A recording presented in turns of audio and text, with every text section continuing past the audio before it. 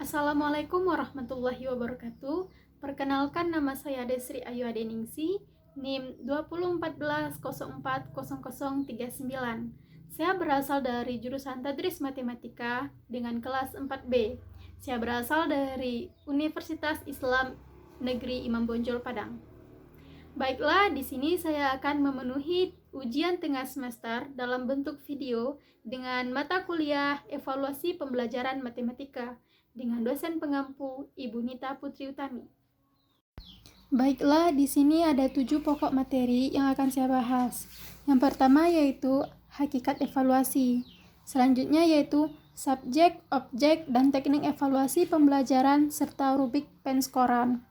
Selanjutnya ada taksonomi Bloom, alat evaluasi yang terdiri dari tes dan non-tes, serta skala pengukuran. Selanjutnya yaitu ada tujuan instruksional, ada pengertian, persyaratan, serta ada ciri tes yang baik. Selanjutnya ada validitas dan reliabilitas. Selanjutnya juga ada kemampuan matematis, low order thinking. Yang terakhir yaitu ada kemampuan matematis, high order thinking. Baiklah, di sini akan saya bahas satu persatu. Yang pertama yaitu hakikat evaluasi. Pada hakikat evaluasi ini akan kita bahas 3 subtopik, yaitu yang pertama pengukuran, yang kedua penilaian, yang ketiga evaluasi. Yang pertama pengukuran. Pengukuran adalah proses penetapan ukuran terhadap suatu gejala menurut aturan tertentu. Pengukuran pendidikan biasa bersifat kuantitatif, yaitu memerlukan statistika dalam perhitungannya. Menurut para ahli tentang pengertian pengukuran, yang pertama yaitu menurut Lord dan Novick dalam Suke Silverius pada tahun 1991. Beliau mengatakan bahwa pengukuran adalah suatu prosedur untuk memberikan angka kepada suatu sifat atau karakteristik seseorang sedemikian rupa sehingga mempertahankan hubungan sejatinya antara seseorang dengan orang lain yang sehubungan dengan sifat yang diukur itu. Selanjutnya yaitu menurut Asmawi, Zainul, dan Noehi Nasution mengartikan pengukuran sebagai pemberian angka kepada suatu atribut atau karakteristik tertentu menurut aturan atau formulasi yang jelas. Jadi dapat diartikan bahwa pengukuran adalah pemberian angka terhadap suatu atribut atau karakteristik tertentu yang dimiliki oleh seseorang, hal atau objek tertentu menurut aturan atau formulasi yang jelas dan disepakati. Pengukuran dapat dilakukan pada apapun yang dibayangkan, namun dengan tingkat kompleksitas yang berbeda. Contoh pengukuran di bidang pendidikan yaitu mengukur prestasi belajar siswa. Nah, caranya yaitu diberikan soal-soal berbentuk tes atau kuesioner dan dilakukan pengolahan hasil jawaban mereka dalam bentuk angka-angka. Nah, hasil dari itulah yang dicapai oleh siswa. Nah, itu juga bisa disebut dengan prestasi yang telah dicapainya. Pengukuran hasil belajar siswa diperoleh setelah beberapa pokok bahasan dari suatu materi matematika pada semester yang dilakukan pemberian tes tersebut, yaitu hasilnya berupa nilai. Yang nilai ini yang disebut dengan nilai hasil belajar. Selanjutnya yaitu penilaian. Menurut Depa yang dikutip Sridadi tahun 2007, penilaian adalah suatu usaha untuk mengumpulkan berbagai informasi secara berkesinambungan dan menyeluruh tentang proses dan hasil belajar yang telah dicapai oleh siswa melalui kegiatan belajar mengajar yang ditetapkan, sehingga dapat dijadikan dasar untuk menentukan langkah selanjutnya. Selanjutnya, menurut Peraturan Menteri Pendidikan Nasional atau Permendiknas nomor 20 tahun 2007, menyebutkan bahwa penilaian pendidikan adalah proses pengumpulan dan pengolahan informasi untuk menentukan pencapaian hasil belajar siswa.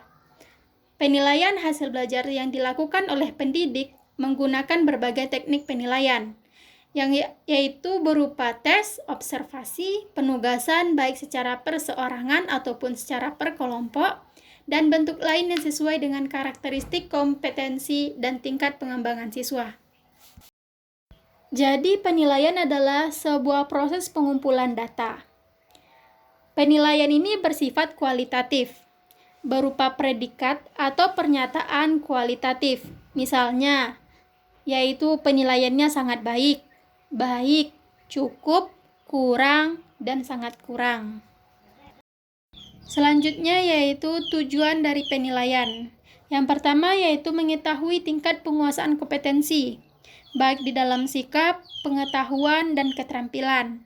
Selanjutnya yaitu menetapkan ketuntasan penguasaan kompetensi belajar peserta didik, seperti dalam kurun waktu tertentu. Selanjutnya yaitu menetapkan program perbaikan atau pengayaan berdasarkan peserta didik. Biasanya ini untuk yang lambat dalam belajar. Selanjutnya yaitu memperbaiki proses pembelajaran pada pertemuan semester berikutnya. Selanjutnya yaitu ciri-ciri penilaian pendidikan. Yang pertama yaitu penilaian dilakukan secara tidak langsung. Contohnya yaitu akan mengukur kepandaian melalui ukuran kemampuan menyelesaikan soal-soal. Ciri yang kedua yaitu penilaian pendidikan bersifat kuantitatif. Artinya yaitu menggunakan simbol bilangan. Simbol bilangan ini yaitu sebagai hasil pertama dalam pengukuran. Contoh hasil pengukurannya yaitu Budi memiliki IQ 125, sedangkan Nisa memiliki IQ 108. Dengan demikian, maka Budi digolongkan sebagai anak yang pandai, sedangkan Nisa adalah sebagai anak yang normal. Ciri yang ketiga yaitu penilaian pendidikan menggunakan unit-unit atau satuan-satuan yang tetap. Karena IQ yang 105 termasuk anak normal. Anak lain yang hasil pengukuran IQ-nya adalah 80, menurut unit ukuran tersebut adalah termasuk ke anak dungu. Ciri yang keempat yaitu bersifat relatif. Artinya, tidak sama atau tidak selalu tetap dari satu waktu ke waktu yang lain. Selanjutnya yaitu contoh penilaian. Misalnya dalam satu semester ada 8 kompetensi dasar. Maka sebelum pembelajaran berlangsung telah disiapkan ke-8 set rancangan penilaian hasil belajar yang isinya sinkron dengan kegiatan pembelajaran. Untuk mengukur pencapaian kompetensi siswa, sebagai pengajar kita dapat berpedoman pada indikator pencapaian kompetensi yang dikembangkan sebagai tolak ukurnya. Pengajar dituntut membuat instrumen penilaian yang mengacu pada tiap indikator ini.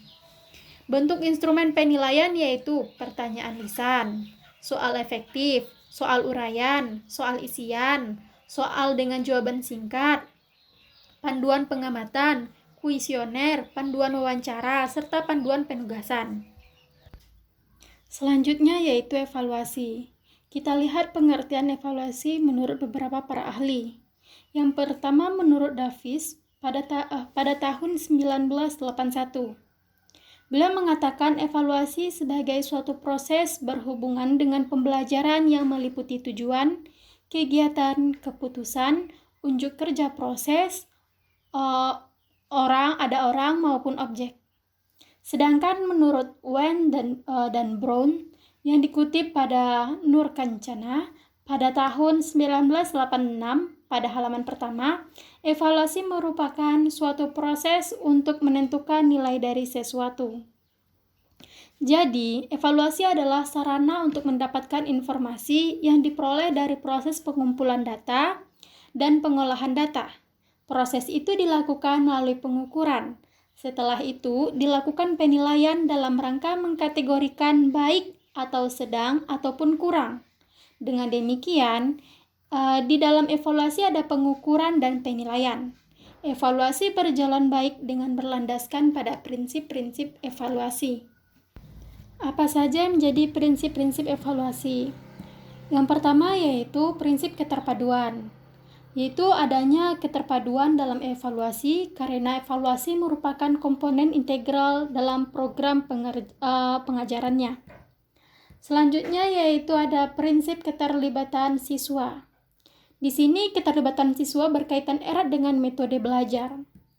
Selanjutnya yaitu ada prinsip koherensi, di mana maksud koherensi dalam evaluasi yaitu Evaluasi harus berkaitan dengan materi pembelajaran yang sudah disajikan dan sesuai dengan ranah kemampuan yang hendak diukur. Selanjutnya yaitu prinsip pedagogis. Pedagogis berasal dari pedagogi, yang artinya yaitu ilmu atau seni dalam menjadi guru. Dari sisi pedagogis, evaluasi juga perlu diterapkan sebagai upaya perbaikan sikap dan tingkah laku siswa. Selanjutnya yaitu akuntabilitas. Akuntabilitas yaitu syarat dasar untuk mencegah penyalahgunaan kekuasaan. Sejauh mana keberhasilan program pembelajaran perlu disampaikan kepada pihak-pihak yang berkepentingan dengan pendidikan sebagai laporan pertanggungjawaban. Selanjutnya yaitu tujuan evaluasi pembelajaran. Tujuan yang pertama yaitu mendeskripsikan kemampuan belajar siswa. Nilai dan pengukuran yang diperoleh dari siswa dapat untuk menguraikan kemampuan siswa dengan kategori siswa berkemampuan, baik kemampuan tinggi, sedang, ataupun rendah selama proses pembelajaran. Yang kedua yaitu mengikuti tingkat keberhasilan proses pembelajaran. Dengan evaluasi dapat diketahui berhasil atau tidaknya proses pembelajaran. Yang ketiga yaitu menentukan tindak lanjut hasil penilaian. Tindak lanjut hasil penilaian yaitu adanya program pengayaan bagi peserta yang memiliki kekurangan prestasi, sehingga dilakukan program remedial. Selanjutnya yaitu memberikan pertanggungjawaban. Evaluasi pembelajaran yang diberikan kepada para siswa bertujuan sebagai pertanggungjawaban guru kepada sekolah, kepada orang tua, siswa, yang mana pertanggungjawaban ini dalam pelaksanaan selama ini pada proses pembelajaran. Selanjutnya yaitu manfaat evaluasi bagi siswa. Manfaatnya yaitu memberikan informasi seberapa jauh siswa telah menguasai bahan pembelajaran yang telah disajikan oleh guru. Dengan informasi itu, siswa dapat mengambil langkah-langkah yang sesuai. Di sini terdapat dua kemungkinan bagi siswa untuk mengambil sikap dan langkah-langkah yang sesuai. Yang pertama yaitu sikap terhadap hasil evaluasi yang tidak memuaskan, dan yang kedua yaitu hasil evaluasi yang memuaskan. Selanjutnya yaitu kita masuk kepada materi kedua, yaitu subjek, objek, dan teknik evaluasi pembelajaran serta rubrik penskoran. Nah, di sini akan kita bahas yaitu yang pertama subjek evaluasi, yang kedua objek evaluasi, yang ketiga teknik evaluasi, dan terakhir yaitu rubrik penskoran. Yang pertama yaitu subjek evaluasi. Subjek evaluasi adalah orang yang melakukan penilaian. Subjek evaluasi pendidikan ialah orang yang melakukan pekerjaan evaluasi dalam bidang pendidikan. Subjek evaluasi pendidikan di sekolah akan sangat bergantung pada sesuatu aturan yang menetapkan pembagian tugas untuk melakukan evaluasi tersebut. Jadi, subjek evaluasi pendidikan ini dapat berbeda-beda orangnya. Di samping alat subjek evaluasi bersifat rahasia, maka subjek evaluasi juga haruslah seseorang yang betul-betul ahli, karena jawaban dan tingkah laku orang yang akan dites harus diinterpretasikan dengan cara tertentu. Jadi, tidak semua orang dapat menafsirkan jawaban tes kepribadian, sehingga hanya orang yang telah mempelajari tes secara mendalam saja yang dapat melakukannya. Selanjutnya yaitu syarat-syarat yang harus seseorang penuhi untuk menjadi subjek evaluasi. Yang pertama yaitu mampu melaksanakan. Seseorang harus memiliki kemampuan untuk melaksanakan evaluasi yang didukung oleh teori dan keterampilan praktik. Yang kedua yaitu harus cermat. Dapat dilihat celah-celah dan detail dari program serta bagian program yang akan dievaluasi. Yang ketiga yaitu haruslah objektif. Objektif di sini yaitu tidak mudah dipengaruhi oleh keinginan pribadi agar dapat mengumpulkan data sesuai keadaannya. Selanjutnya dapat mengambil keputusan sebagaimana diatur oleh ketentuan yang harus diikuti. Yang keempat yaitu sabar dan tekun. Agar di dalam melaksanakan tugas dimulai dari membuat rancangan kegiatan dalam bentuk menyusun proposal, menyusun instrumen, mengumpulkan data, dan menyusun laporan, tidak gegabah dan tidak tergesa-gesa.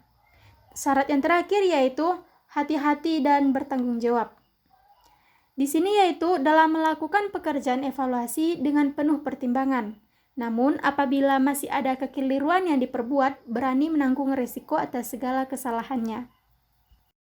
Bagian selanjutnya yaitu objek evaluasi. Di sini, objek evaluasi atau objek atau sasaran evaluasi pembelajaran adalah segala sesuatu yang menjadi titik pusat pengamatan.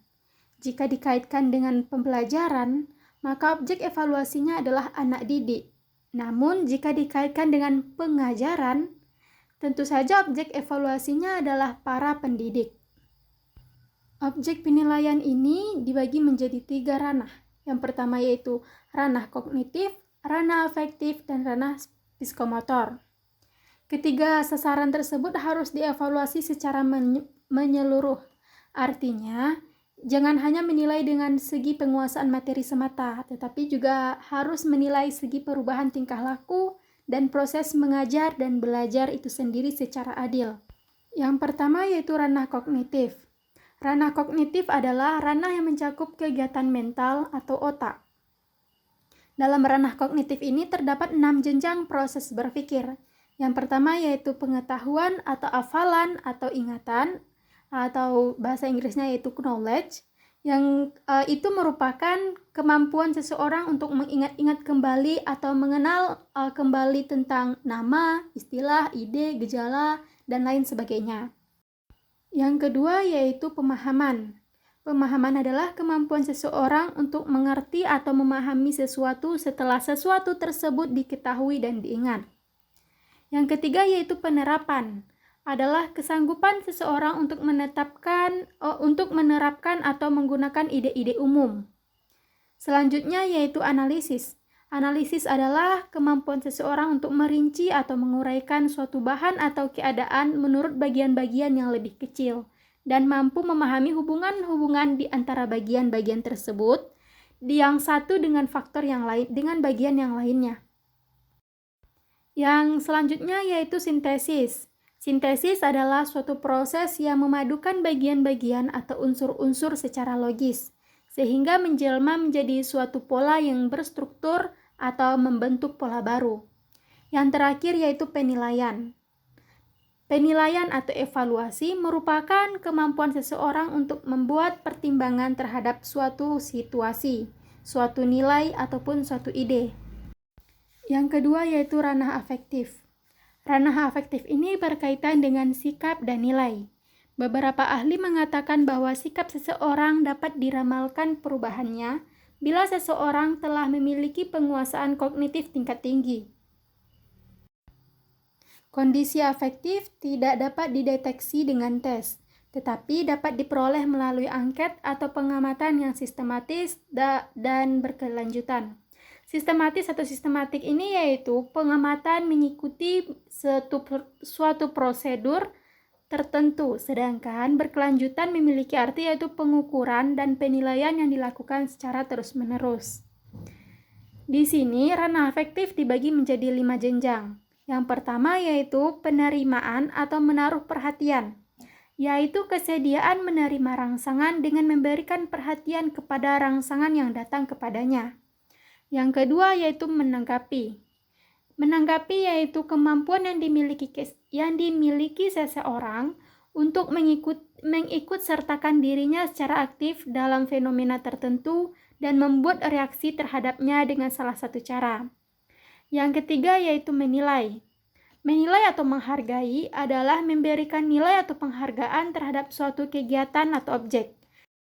Selanjutnya yaitu mengorganisasikan atau mengatur, yaitu mempertemukan perbedaan nilai sehingga terbentuk nilai baru yang lebih universal dan membawa kepada perbaikan umum.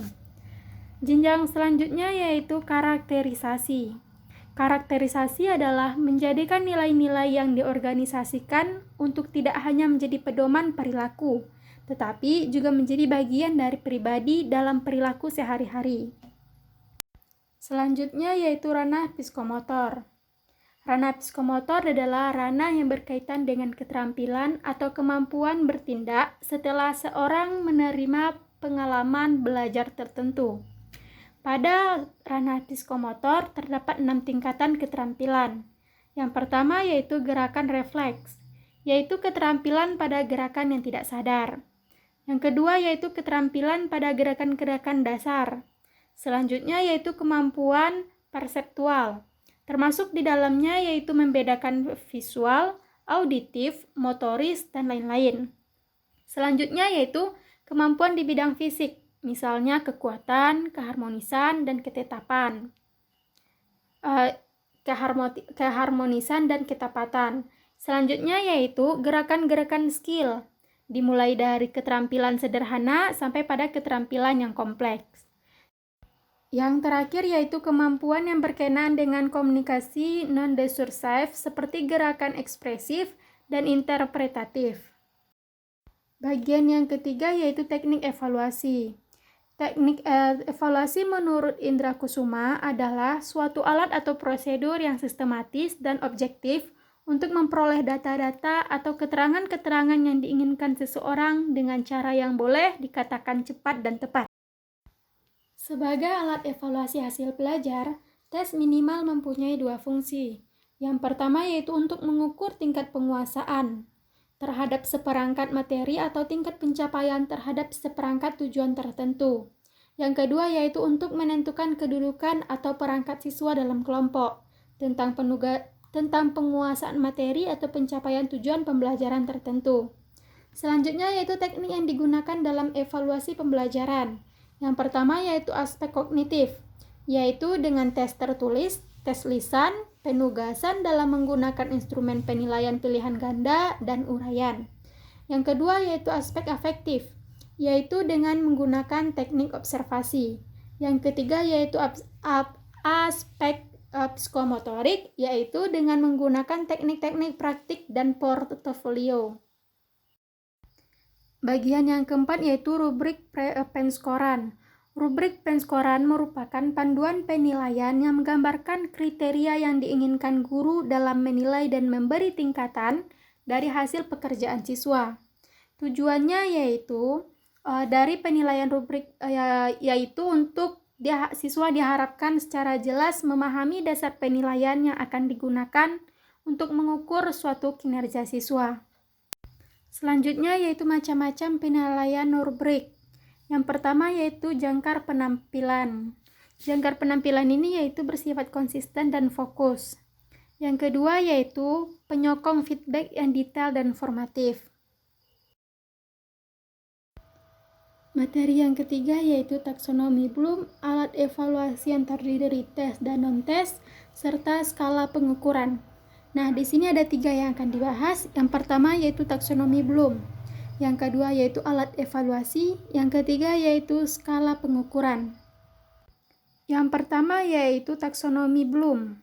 Taksonomi adalah sebuah kerangka untuk mengklasifikasikan pernyataan-pernyataan yang digunakan untuk memprediksi kemampuan peserta didik dalam belajar sebagai hasil dari kegiatan pembelajaran.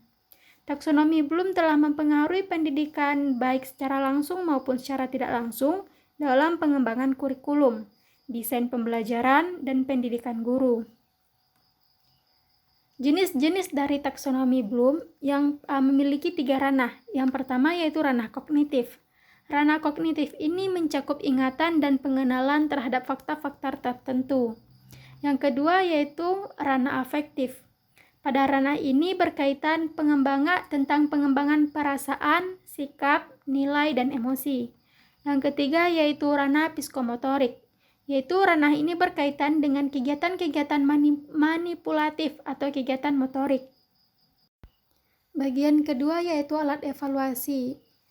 Alat evaluasi atau instrumen evaluasi pembelajaran matematika merupakan alat ukur yang dipakai dalam pembelajaran matematika. Gunanya yaitu untuk menilai dan mengevaluasi sampai sejauh mana proses pembelajaran matematika mencapai sasarannya. Dalam realitas, kata evaluasi seringkali dipakai dalam kata penilaian karena adanya tes yang sering dipakai dalam matematika. Selanjutnya yaitu tes. Tes diartikan sebagai alat dan memiliki prosedur sistematis yang dipergunakan untuk mengukur dan menilai suatu pengetahuan atau penguasaan objek ukur terhadap seperangkat konten dan materi tertentu. Tes juga dapat digunakan untuk mengukur banyaknya pengetahuan yang diperoleh individu dari suatu bahan pelajaran yang terbatas pada tingkat tertentu. Oleh karena itu, tes merupakan alat ukur yang banyak digunakan dalam dunia pendidikan. Ada ciri-ciri tes yang baik, yaitu yang pertama valid, tesnya tepat dalam mengukur. Selanjutnya yaitu reliable, yaitu tesnya tetap dalam mengukur. Selanjutnya yaitu objektif, penilaiannya tidak berubah-ubah. Selanjutnya yaitu praktikabilitas dan ekonomis. Selanjutnya yaitu non-tes. Non-tes adalah cara penilaian hasil belajar peserta didik yang dilakukan tanpa menguji peserta didik, tetapi dengan melakukan pengamatan secara sistematis. Teknik penilaian ini umumnya untuk menilai kepribadian anak secara menyeluruh, meliputi sikap, tingkah laku, sifat, sikap, sosial, dan hal lainnya. Di sini ada 4 macam evaluasi non-tes. Yang pertama yaitu ada angket. Yang kedua yaitu ada wawancara. Yang ketiga yaitu ada observasi. Dan yang keempat yaitu ada portofolio. Bagian selanjutnya yaitu skala pengukuran.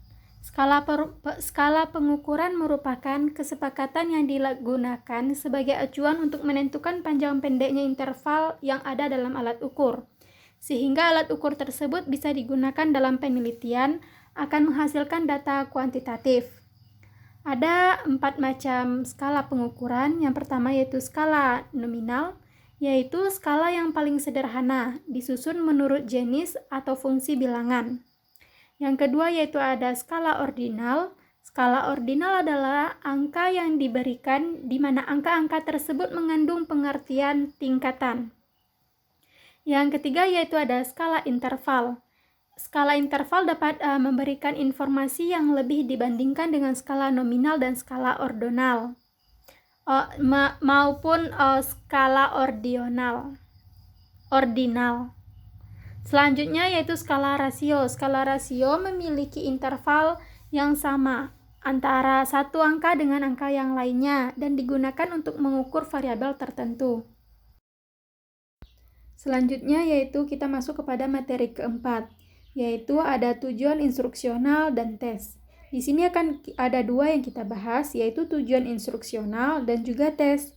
Pada tujuan instruksional, kita akan bahas mengenai pengertiannya dan juga ada tujuan umum dan tujuan khususnya. Serta kita juga membahas mengenai contoh dari tujuan instruksional. Sedangkan pada tes, kita akan bahas yaitu pengertiannya, selanjutnya yaitu persyaratan tes, dan juga ada ciri-ciri tes yang baik. Yang pertama yaitu tujuan instruksional. Tujuan instruksional adalah suatu pernyataan spesifik yang dinyatakan dalam bentuk perilaku yang diwujudkan dalam bentuk tulisan yang menggambarkan hasil belajar yang diharapkan. Pada tujuan instruksional memiliki tujuan umum dan tujuan khusus. Tujuan instruksional umum adalah hasil belajar yang diharapkan yang dinyatakan secara umum dan berpedoman pada perubahan tingkah laku dalam kelas. Sedangkan tujuan instruksional khusus yaitu hasil belajar yang dinyatakan dalam istilah perubahan tingkah laku khusus. Selanjutnya yaitu contoh dari tujuan instruksional. Pertama yaitu contoh dari tujuan instruksional umum. Contohnya, siswa memahami pengertian dan fungsi bangun datar, serta mampu menerapkannya dalam kehidupan sehari-hari. Yang kedua yaitu tes. Tes adalah alat atau prosedur yang digunakan untuk mengetahui atau mengukur suatu dalam suasana dengan cara dan aturan-aturan yang telah ditentukan. Pada tes ada istilah lain seperti testing, teste, tester. Testing yaitu pada saat waktu tes itu dilakukan. Teste yaitu responden yang sedang mengerjakan tes. Sedangkan tester adalah orang yang diserahi untuk pengambilan tes terhadap para responden. Selanjutnya yaitu ada persyaratan tes. Di sini sumber persyaratan tes didasarkan atas 2 hal. Yang pertama yaitu menyangkut tes. Yang kedua yaitu menyangkut pengadministrasian dalam pelaksanaan.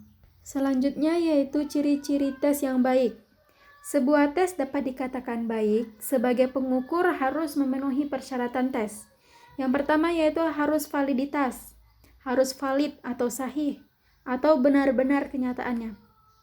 Yang kedua yaitu reliabilitas, yaitu ketetapan alat dalam mengukur apa yang diukur. Yang ketiga yaitu objektivitas.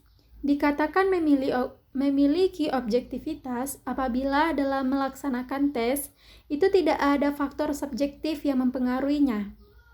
Yang keempat yaitu praktikabilitas. Sebuah tes dikatakan memiliki praktikabilitas yang tinggi apabila tes tersebut bersifat praktis, mudah dalam pengadministrasiannya. Yang terakhir yaitu ekonomis. Yang dimaksud dengan ekonomis adalah bahwa pelaksanaan tes tersebut tidak membutuhkan ongkos atau biaya yang mahal, tenaga yang banyak, dan juga waktu yang lama. Selanjutnya kita masuk kepada materi kelima, yaitu tentang validitas dan reliabilitas. Di sini kita membahas ada dua topik, subtopiknya yaitu validitas dan reliabilitas. Yang pertama yaitu validitas.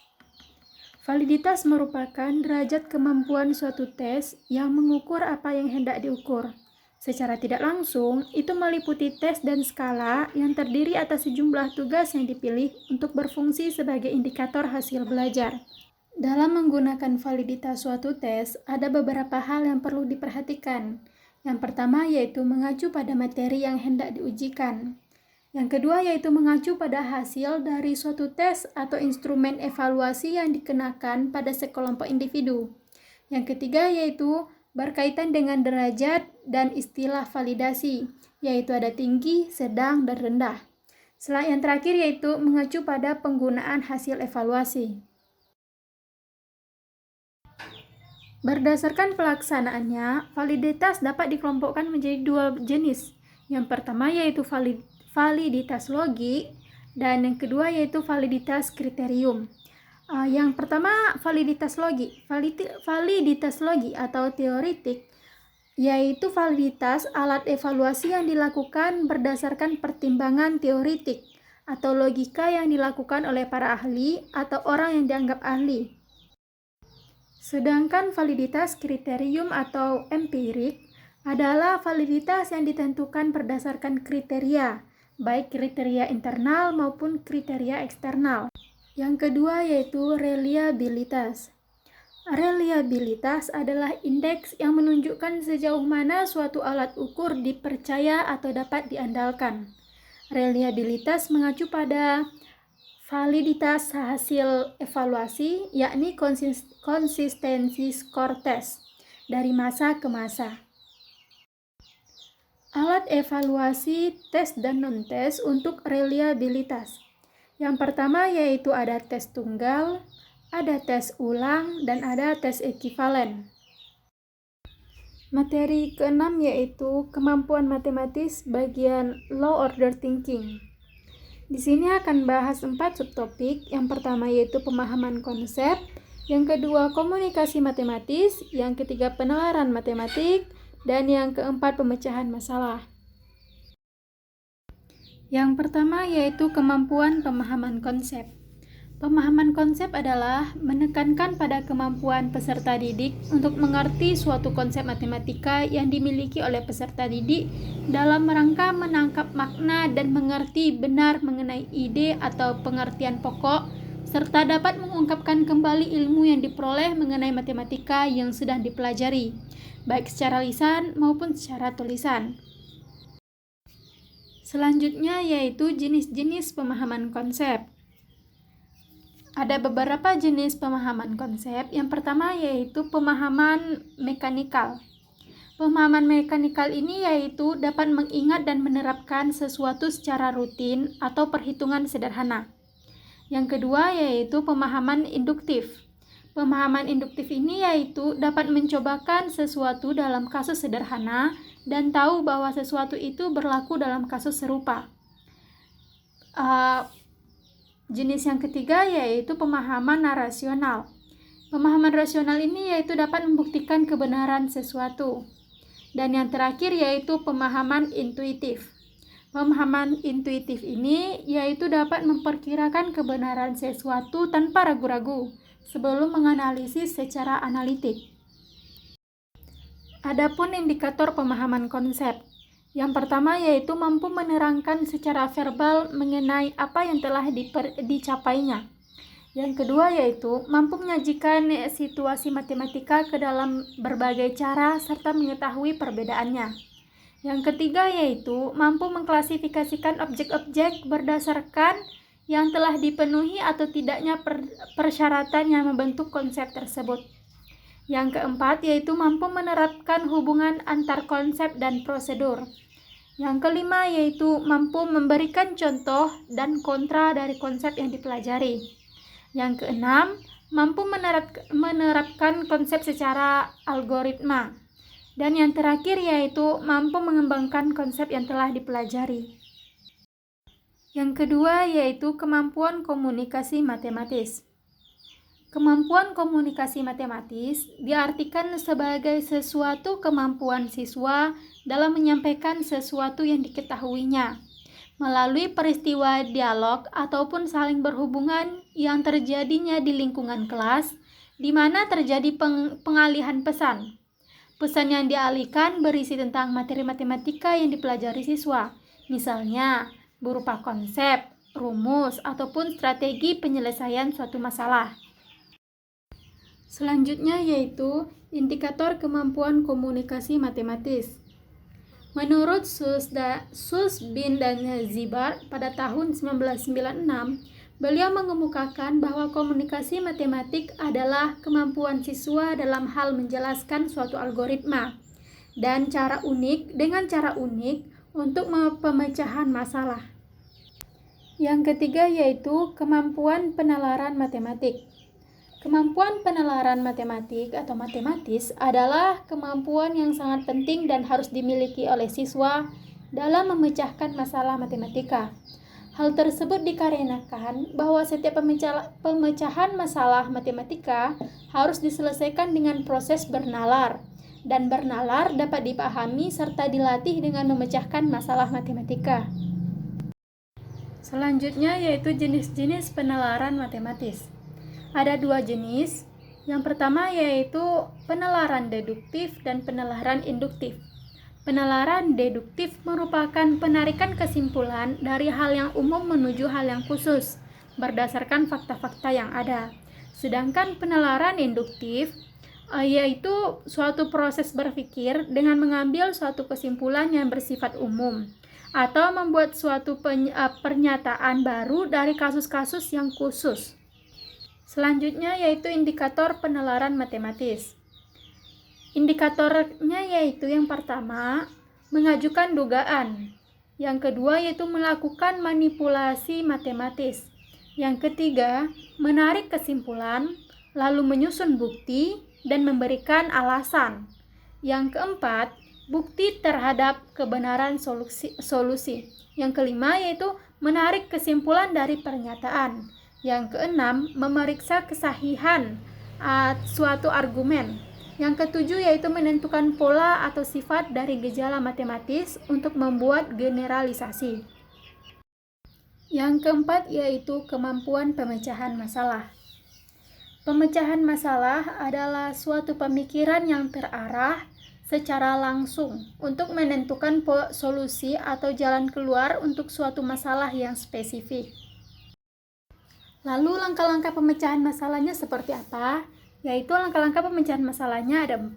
Yang pertama, langkah pertama yaitu memahami masalah. Kedua yaitu membuat rencana pemecahan masalah. Yang ketiga yaitu melaksanakan rencana pemecahan masalah. Dan yang terakhir yaitu melihat atau mengecek kembali. Selanjutnya yaitu indikator pemecahan masalah. Yang pertama yaitu menyelidiki dan mengerti isi matematis. Yang kedua yaitu menerapkan penggabungan strategi pemecahan masalah matematis. Yang ketiga yaitu mengenal dan merumuskan permasalahan dari situasi yang diberikan. Dan yang keempat atau yang terakhir, menerapkan proses dari model matematika untuk situasi dunia nyata. Materi yang terakhir atau materi yang ketujuh yaitu kemampuan matematis. Di sini pada kemampuan matematis akan bahas 5 subtopik. Yang pertama yaitu kemampuan berpikir koneksi, yang kedua kemampuan berpikir kritis, yang ketiga kemampuan berpikir kreatif, yang keempat kemampuan literasi, dan yang kelima kemampuan berpikir high order thinking. Yang pertama yaitu kemampuan berpikir koneksi. Koneksi secara umum adalah suatu hubungan atau keterkaitan. Koneksi dalam kaitannya dengan matematika yang disebut dengan koneksi matematika dapat diartikan sebagai keterkaitan secara internal dan eksternal. Keterkaitan secara internal adalah keterkaitan antara konsep-konsep matematika, yaitu berhubungan dengan matematika itu sendiri, dan keterkaitan secara eksternal yaitu keterkaitan antara matematika dengan kehidupan sehari-hari. Selanjutnya yaitu indikator kemampuan koneksi matematis. Yang pertama yaitu mencari dan memahami hubungan berbagai representasi, konsep, dan prosedur. Yang kedua yaitu menggunakan matematika dalam bidang studi lain atau kehidupan sehari-hari. Yang ketiga yaitu memahami representasi ekuivalen konsep atau prosedur yang sama. Keempat yaitu mencari koneksi satu prosedur ke prosedur yang lain dalam representasi yang ekuivalen. Yang kelima yaitu menggunakan koneksi antar topik matematika dan antar topik matematika dengan topik yang lainnya. Selanjutnya yaitu tujuan koneksi matematika. Tujuannya yang pertama yaitu mengenali representasi yang ekuivalen dari suatu konsep yang sama. Kedua yaitu mengenali hubungan prosedur satu representasi ke prosedur representasi yang ekuivalen. Yang ketiga yaitu menggunakan dan menilai koneksi beberapa topik matematika. Dan yang keempat yaitu menggunakan dan menilai koneksi antara matematika dan disiplin ilmu yang lainnya. Kedua yaitu kemampuan berpikir kritis. Kemampuan berpikir kritis adalah kemampuan untuk menafsirkan, menganalisis, mengevaluasi, serta membuat keputusan yang didasarkan dengan adanya bukti. Kemampuan berpikir kritis meliputi kemampuan untuk yang pertama yaitu menganalisis dan mengevaluasi argumen dan bukti. Yang kedua yaitu untuk menyusun klarifikasi. Yang ketiga yaitu untuk membuat pertimbangan yang bernilai. Yang keempat yaitu untuk menyusun penjelasan berdasarkan data yang relevan dan tidak relevan. Dan yang terakhir yaitu untuk mengidentifikasi dan mengevaluasi asumsi. Selanjutnya yaitu indikator kemampuan berpikir kritis. Pertama yaitu menganalisis dan mengklarifikasi pertanyaan. Kedua, mengidentifikasi dan mengevaluasi asumsi yang ada. Ketiga, menyusun klarifikasi dengan pertimbangan yang bernilai. Yang keempat, menyusun penjelasannya. Dan yang terakhir yaitu membuat simpulan atau kesimpulan dan argumen. Yang ketiga yaitu kemampuan berpikir kreatif. Kemampuan berpikir kreatif adalah sebuah kebiasaan dari pikiran yang dilatih dengan memperhatikan intuisi, menghidupkan imajinasi, mengungkapkan kemungkinan-kemungkinan baru, membuka sudut pandang yang menakjubkan, dan membangkitkan ide-ide yang tidak terduga. Selanjutnya yaitu indikator dalam kemampuan berpikir kreatif. Yang pertama yaitu adanya kelancaran, yang kedua yaitu fleksibilitas, yang ketiga yaitu elaborasi, yang keempat yaitu orisinalitas. Selanjutnya yaitu kemampuan literasi. Kemampuan literasi adalah kemampuan seseorang dalam mengolah dan memahami informasi saat melakukan proses membaca dan menulis. Sedangkan kemampuan literasi matematika merupakan pengetahuan untuk mengetahui dan menggunakan dasar matematika dalam kehidupan sehari-hari. Dalam pengertian ini, siswa yang memiliki kemampuan literasi matematika yang baik akan memiliki kepekaan konsep-konsep matematika mana yang relevan dengan fenomena atau masalah yang sedang dihadapi, Dari kepekaan ini, kemudian dilanjutkan dengan pemecahan masalah dengan menggunakan konsep matematika. Selanjutnya yaitu indikator kemampuan literasi. Yang pertama indikatornya yaitu merumuskan masalah atau memahami konsep. Kedua, menggunakan penalaran dalam memecahkan masalah. Ketiga, menghubungkan kemampuan matematis dengan berbagai konteks. Keempat, memecahkan masalah. Kelima, mengomunikasikannya ke dalam bahasa matematis. Dan yang terakhir yaitu menginterpretasikan kemampuan matematis dalam kehidupan sehari-hari dan dalam berbagai konteks. Itulah 7 materi yang saya bahas untuk memenuhi ujian tengah semester dengan mata kuliah evaluasi pembelajaran matematika. Semoga bermanfaat dan jika saya ada salah, mohon maaf. Saya akhiri dengan wassalamualaikum warahmatullahi wabarakatuh. Terima kasih semua. See you. Bye-bye.